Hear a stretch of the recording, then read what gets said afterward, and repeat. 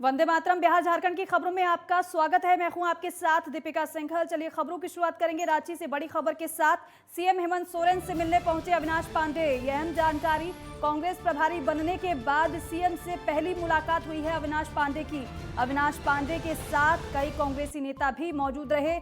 आलमगीर आलम, प्रदेश अध्यक्ष राजेश ठाकुर भी अविनाश पांडे के साथ मौजूद रहे। तो रांची से यह खबर, अविनाश पांडे मुख्यमंत्री हेमंत सोरेन से मुलाकात करने के लिए पहुंचे और उनके साथ आलमगीर आलम, प्रदेश अध्यक्ष राजेश ठाकुर भी मौजूद रहे। कांग्रेस प्रभारी बनने के बाद पहली बार ये अवसर था जब मुख्यमंत्री हेमंत सोरेन से अविनाश पांडे की मुलाकात हुई है।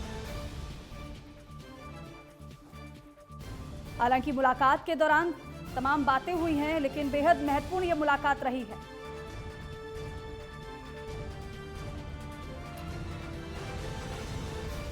तो आलमगीर आलम, प्रदेश अध्यक्ष राजेश ठाकुर इस दौरान मौजूद रहे। रांची से ये जानकारी। सीएम हेमंत सोरेन से मिलने अविनाश पांडे पहुंचे और कांग्रेस प्रभारी बनने के बाद सीएम से पहली मुलाकात। आपको बताएं कि अविनाश पांडे को हाल ही में कांग्रेस का प्रभारी बनाया गया था। उसके बाद मुख्यमंत्री से ये पहली मुलाकात अविनाश पांडे की। खबरों में आगे बढ़ते हैं। राज्यपाल रमेश बैस द्वारा आज 2 कुलपतियों को सम्मानित किया गया।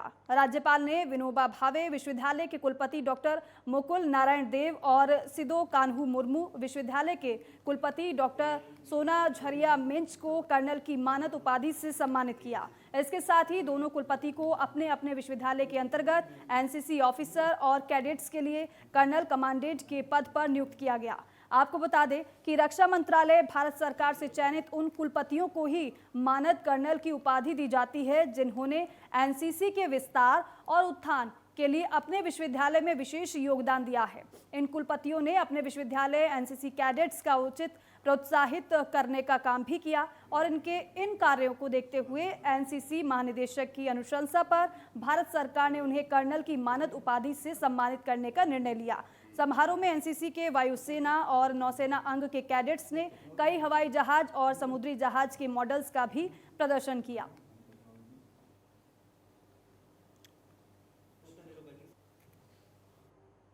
कांग्रेस के झारखंड प्रभारी अविनाश पांडे ने साफ कर दिया है कि राज्य में मुख्यमंत्री हेमंत सोरेन के नेतृत्व में चल रही गठबंधन की सरकार मजबूत स्थिति में है और गठबंधन तोड़ना एकमात्र रास्ता नहीं है।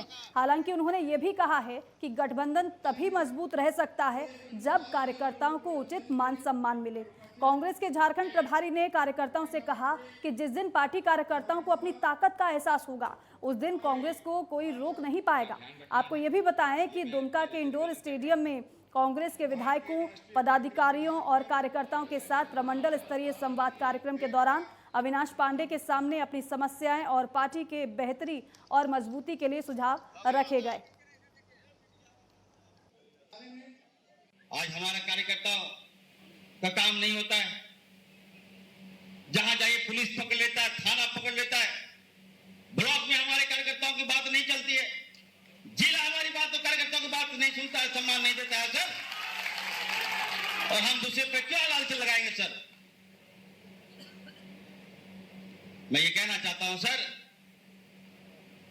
आज ठीक करने के अवसर 3 साल हो गया, 2 साल के बाद चुनाव है, फिर हम लोग किस मुंह से जाएंगे सर? इसलिए मैं आपसे आग्रह करता हूं सर कि फिर से मॉनिटरिंग करने की आवश्यकता है। जैसा कि सभी नेताओं ने इस चीज के बारे में स्पष्ट कहा है और मैं भी कहना चाहूंगा कि गठबंधन तभी मजबूत होगा जब हर एक कार्यकर्ता का सम्मान होगा। और अगर कार्यकर्ता का सम्मान और जन कल्याण की किसी योजना में, किसी कार्यालय में अगर कोई कठिनाई जाती है तो निश्चित रूप से गांधी जी का बताया हुआ मार्ग भी हमारे सामने खुला है। वहीं आजसू पार्टी के पूर्व घोषित विधानसभा घेराव कार्यक्रम के तहत पूरे राज्य से हजारों की संख्या में कार्यकर्ता विधानसभा घेराव करने रांची पहुंचे। इस दौरान जिला प्रशासन के द्वारा विधानसभा सत्र और कोरोना का हवाला देते हुए राजधानी रांची में धारा 144 लगाई गई। प्रशासन की तरफ से शहर घुसने वाले तमाम सड़कों पर बैरिकेडिंग लगाकर रैली में शामिल होने वाले कार्यकर्ताओं को रोका गया। हालांकि रिंग रोड दालादिली चौक के पास हजारों कार्यकर्ता जुटे। इस दौरान मौके पर आजसू सुप्रीमो सुदेश कुमार महतो भी दालादिली चौक कार्यकर्ताओं के बीच पहुंचे और वहीं प्रशासन ने सड़क पर बैरिकेडिंग लगाकर सभी कार्यकर्ताओं को विधानसभा की ओर जाने से रोक दिया। इस दौरान कार्यकर्ता सड़क पर ही बैठकर घंटों राज्य सरकार के खिलाफ जमकर नारेबाजी करते रहे। वहीं सुदेश कुमार महतो भी सड़क पर धरना देने के लिए बैठ गए और इस दौरान उन्होंने राज्य सरकार पर निशाना साधते हुए कहा कि ये सरकार झारखंडियों के विरोधी सरकार है। आपको ये बताएं कि आजसू कार्यकर्ताओं ने 14 अप्रैल तक 1932 खतियान, स्थानीय नीति, नियोजन नीति, ओबीसी को 27% आरक्षण लागू करने का अल्टीमेटम दिया है।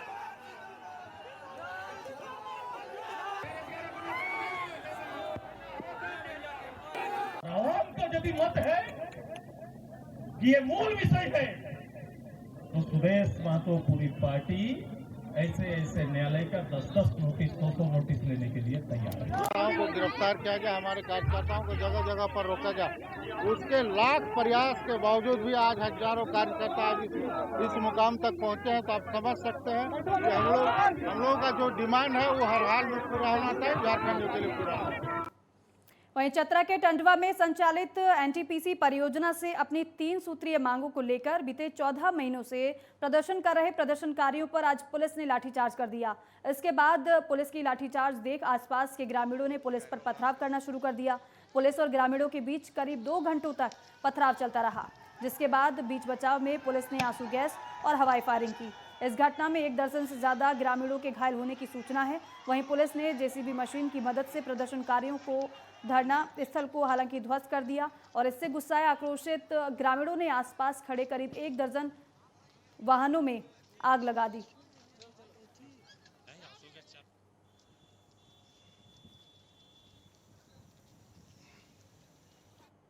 गुमला एसपी एहतेशाम वकारीब और डीएसपी मुख्यालय प्राण रंजन के बीच विवाद शहर के में चर्चा का विषय बना हुआ है। जानकारी के मुताबिक बीती रात ड्यूटी की बात को लेकर दोनों के बीच काफी बहस हुई थी, लेकिन आज जब दोनों से बात की गई तो दोनों ने इस तरह के किसी विवाद से इनकार कर दिया। उनका ये कहना है कि झगड़े जैसी कोई बात नहीं है। डीएसपी प्राण रंजन ने ये कहा कि कल उनकी एसपी से ना तो मुलाकात हुई और ना ही बातचीत हुई। एसपी की माने तो उन्हें इस तरह की बात की कोई जानकारी भी मीडिया वालों से पता चली है।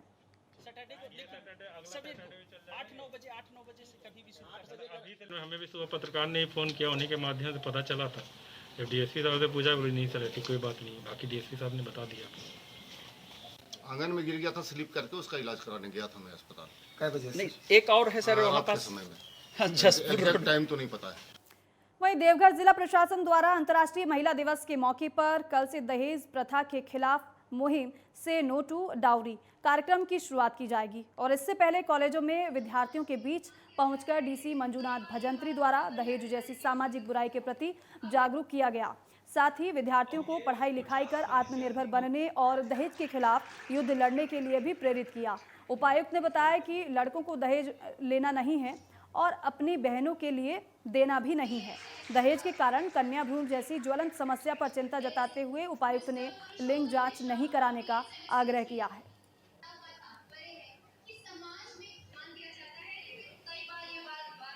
22 का जो 8 मार्च में अंतर्राष्ट्रीय महिला दिवस का हम लोगों ने जिला प्रशासन के द्वारा एक स्पेशल थीम दिया है, ये दहेज प्रथा को खत्म कर देने का और जड़ से इसको उखाड़ने का।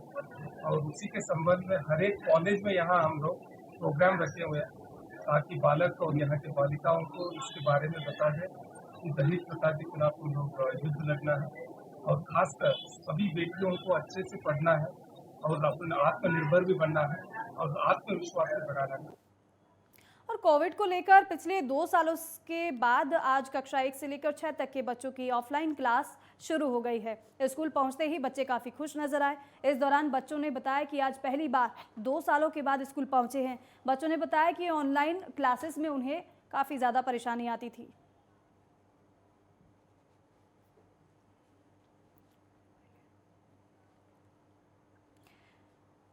गुमला जिले को फाइलेरिया से मुक्त करने के लिए सभी आयु वर्ग के लोगों को दवा खिलाने के 7 दिनों के अभियान की आज सदर हॉस्पिटल में शुरुआत की गई। इस कार्यक्रम में मुख्य अतिथि के रूप में डीसी और एसडीओ पहुंचे और वहीं डीसी सुशांत गौरव ने कार्यक्रम का उद्घाटन उन स्वास्थ्य कर्मियों से करवाया जिन्हें इस अभियान को सफल बनाने का जिम्मा मिला। साथ ही उन्होंने इस उद्घाटन में आम लोगों को और मीडिया को शामिल किया। वहीं डीसी ने सभी से अभियान को सफल बनाने की अपील की। हम लोग ये भी शुरुआत कर रहे हैं कि mass drug administration MDA programme भी करते हैं। इसके माध्यम से पेट में कीड़ा वगैरह कुछ चीज़ को उसको लेकर, इसके अलावे जो बचे हुए लोग हैं उनके वैक्सीनेशन वगैरह को लेकर एक बहुत बड़ा एक अभियान चलेगा। और इस अभियान के माध्यम से इस जिले के करीब हम लोग सभी व्यक्तियों को किसी न किसी तरह से इस 2 प्रोग्राम के माध्यम से टच करेंगे। और डोर टू डोर सर्वे के साथ साथ एकदम माइक्रो प्लान बना हुआ है, उसके माध्यम से हम ये जरूर सुनिश्चित करेंगे कि हर वो व्यक्ति को हम दे दें। और फाइलेरिया मुक्त की दिशा में जो हम लोगों ने एक अच्छा कदम उठाया था, जो लास्ट सर्वे में हम नहीं अचीव कर सके, वो अगले आने 1-2 सर्वे में हम लोग इस चीज़ को अचीव करके इस जिले को फाइलेरिया मुक्त बना दें। विभाग झारखंड सरकार की ओर से दोनों का साझा प्रोग्राम है, जिसमें MDA प्रोग्राम है एंटी फैलेरियल, जिसमें फैलेरिया की दवा उम्र के हिसाब से खिलाई जाएगी और इसमें साथ ही साथ अल्बेंडाजोल टैबलेट भी खिलाई जाएगी।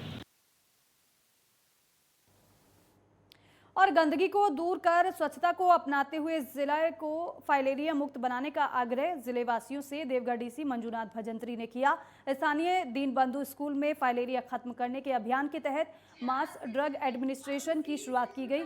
आपको बता दें कि आज से 12 मार्च तक चलने वाली इस अभियान के तहत लगभग 16 लाख लोगों को कृमि और एल्बेंडाजोल की दवा दी जाएगी। और आज जिला भर के 21,161 बूथों पर दवा दी गई। वहीं कल से युद्ध स्तर पर घर घर जाकर सभी को दवा दी जाएगी। अभियान की शुरुआत के बाद इसकी सफलता पर डीसी ने सिविल सर्जन को इसकी सख्त मॉनिटरिंग करने का निर्देश भी दिया। फाइलेरिया मुक्त समाज के लिए आज कार्यक्रम शुरू किया गया और आज 2161 बूथ में बूथ लेवल पे चलेगा और DEC की दवाई देगी, जिससे कि फाइलेरिया मुक्त और कृमि मुक्त समाज है। और स्वच्छता के बारे में भी ये सभी लोग बताएंगे। और ये जो 7 से लेकर 12 तक के अंतर्गत हम लोग सभी लोगों को रिकवर करना है और आप सभी लोगों का सहयोग है। खबर जमशेदपुर से है, जहां मानगो थाने के अंतर्गत रोड नंबर 1 स्थित ड्रम फैक्ट्री के पास खड़ी कार में अचानक भीषण आग लग गई और देखते ही देखते कार पूरी तरीके से जलकर खाक हो गई। हालांकि हादसे में किसी की मृत्यु नहीं हुई है, लेकिन स्थानीय लोगों ने कड़ी मशक्कत के बाद आग पर काबू पा लिया। लेकिन दमकल विभाग की गाड़ी आग बुझने के बाद मौके पर पहुंची। घटना के संबंध में बताया जा रहा है कि कार पर ड्रम फैक्ट्री के 2 कर्मचारी सवार थे। ड्रम फैक्ट्री में घुसने के लिए कार खड़ी कर गेट खोलने जा रहे थे और इसी बीच अचानक से आग लग गई। किसी को कुछ समझ में आता, इससे पहले आग ने विकराल रूप धारण कर लिया और देखते ही देखते वाहन जल गया। लेकिन फिलहाल मानगो थाना पुलिस मामले की जांच पड़ताल कर रही है कि आग कैसे लगी।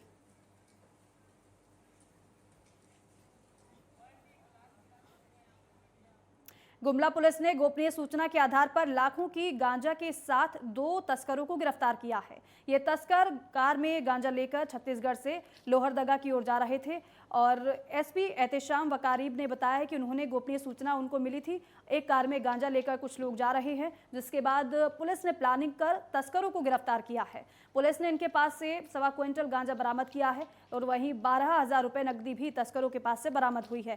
फिलहाल पुलिस पूरे मामले की छानबीन कर रही है।